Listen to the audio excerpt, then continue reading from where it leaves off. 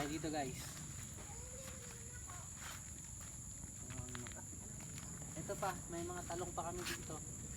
Kasi marami nang naani dito, marami nang napitas, marami nang naani, pero may mga bunga pa. Diyan din, meron din doon. Tapos dito yung mga talong, mga sili. Dito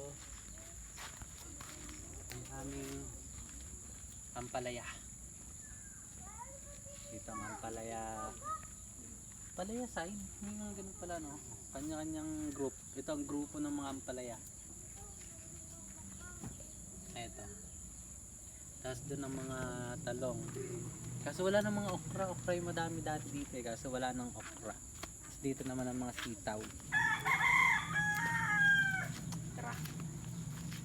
So ito ang mga sitaw.